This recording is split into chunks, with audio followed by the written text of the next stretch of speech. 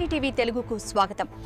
రైతులు బాగోవాలని ఇస్తుంది, దాన్ని సైడ్ ట్రాక్ పెట్టి ఏదో విధంగా డబ్బులు లాగేద్దామంటే అలాంటి వాటిని ఏ రైతు కూడా క్షమించకండి. అలాంటి ఏమంటే మా దృష్టికి తీసుకురంటే పెద్ద దృష్టికి దాని మీద ఫైట్ చేద్దాం. రైతు బాగోవాలంటే మన కోరిక. రైతు అతలాకుతలానికి వెళ్ళిపోతే మన బాగోలాగా ఇవాళ కొబ్బరికాయ కుళ్ళికాయ వ్యాపారం చేసిన వాడు 20 రూపాయలు 30 రూపాయలు అమ్ముతాడు. మనం 12 రూపాయలు 13 రూపాయలు అమ్మేసి 6 మాసాలు వాడు స్టాక్ పెట్టుకుని బ్యాంక్ హౌస్లో వాడు లాభం పొందుతాడు. లక్షల రూపాయలు బ్యాంకులు ఇస్తారు. అదే రైతుకి ఇవ్వాలనేదే మాకు.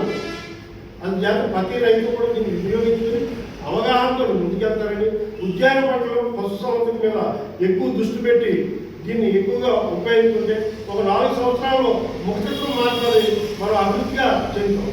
అదే రకంగా మహాగణ మొక్కలు ఉన్నాయి, అది కేవలం 12 రూపాయలు 10 రూపాయలు ఉంటుంది. ఒక కట్టలో మనం సరైన కుదిరిపెట్టి ఒక అడుగు దూరం బాగుంటే సరాసరి పైకి వెళ్ళిపోతాయి. ఏ విధంగా పంటకి నష్టం ఉండదు. కేవలం ఒక 10 సంవత్సరాల్లో 1,50,000 రూపాయలు ఒక అంటూ అంత ఆదాయం తీసుకొస్తుంది. అలాగే ఒక 50 మొక్కలు వేసుకున్నారనుకో మీ ఇంట్లో కథలో కార్యక్రమాలు జరుగుతాయి, లేదా అమ్మాయి పుష్పాలు అవుతాయి, లేదా పెళ్లి అవుతుంది, లేదా కట్నాలు అవుతాయి, లేదా పంటలు వస్తాయి. ఇది ఆర్థికమైనటువంటి భరోసా.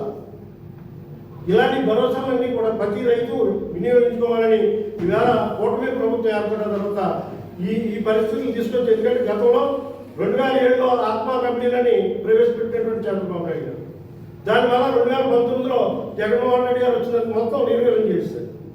వాస్తవ పరిస్థితులు చెప్తున్నాం మేము. 2004 దాకా రైతు అనేది మొత్తం ఎత్తేసారు.